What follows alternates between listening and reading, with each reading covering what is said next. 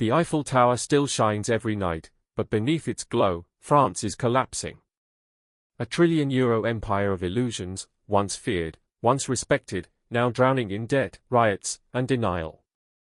But here's the paradox. The same Europe that once dictated Africa's survival can't even guarantee its own. And as France trembles, Africa is not watching quietly. No. Africa is rising. With courage, with strategy, and with a fire that Paris can no longer extinguish. This is not just France's story. This is the story of an empire falling, and a continent reclaiming history. France loved to call itself the fifth largest economy.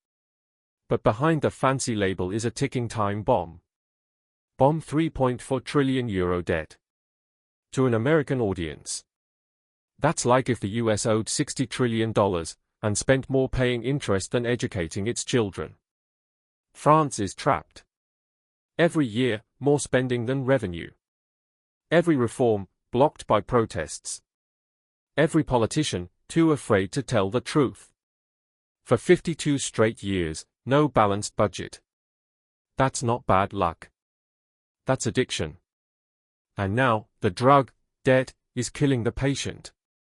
What happens when a nation lives a lie too long?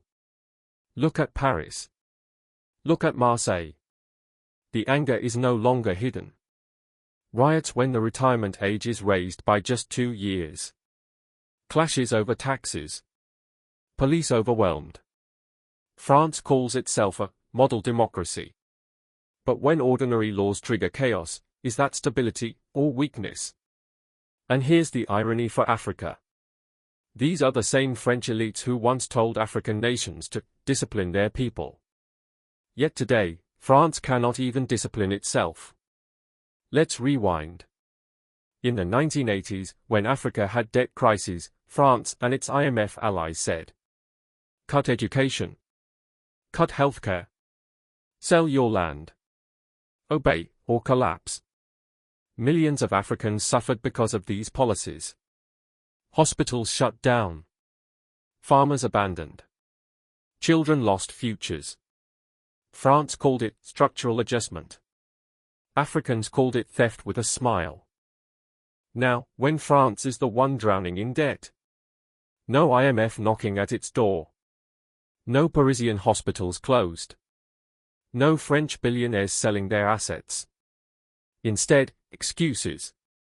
Oh, but we had COVID. Oh, but we had Ukraine. Oh, but we are different. Different? No. Just hypocritical. Here's what Paris didn't expect. While France crumbles, Africa has quietly been rewriting its destiny. Ethiopia builds railways connecting regions faster than Europe builds debates. Kenya runs one of the most advanced mobile money systems in the world, M-Pesa. Nigeria's tech startups attract more investment than some European countries. Burkina Faso under Ibrahim Traoré plants seeds of food independence. Niger finally demands fair uranium contracts, no longer allowing Paris to eat while its children starve. And the biggest game changer? AfCFTA, African Continental Free Trade Area. 1.4 billion people.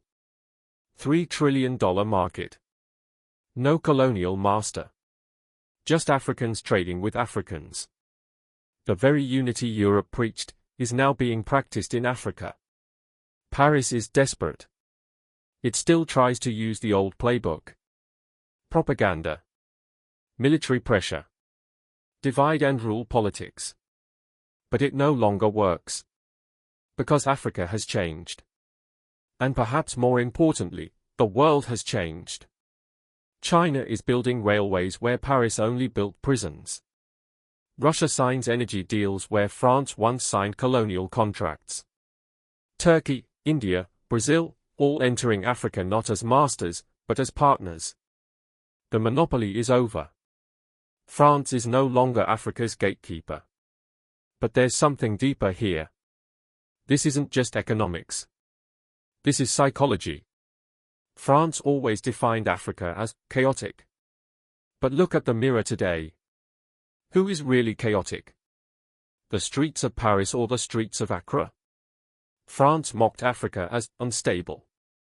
Yet African nations are forming coalitions, building regional defense, and asserting independence. It's not just numbers. It's dignity.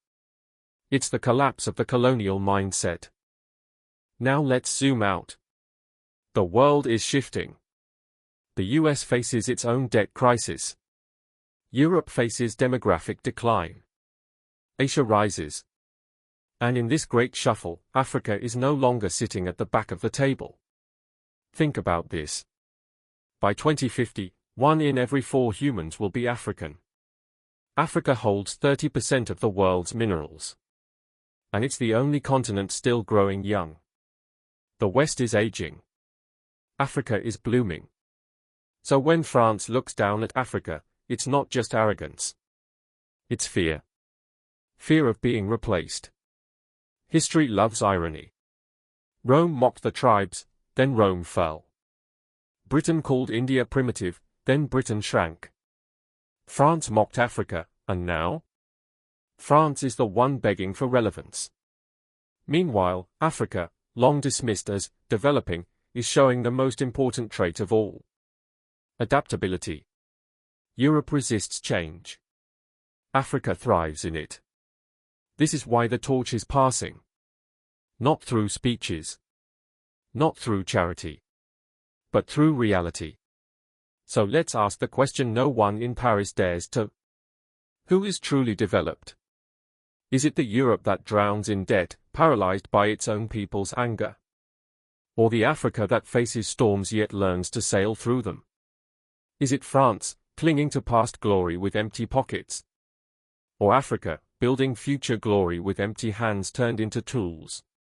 The answer is clear. The empire has fallen. The continent has risen. And for those still doubting, the future will not wait for your permission. So, my friend, when your grandchildren read history books in 2050, will they read about Europe as the teacher of civilization?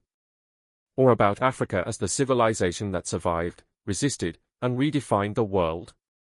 If you believe the truth must be told, not from Paris, but from reality, then subscribe, share, and stand with this narrative. Because the story of tomorrow is already being written in Africa today.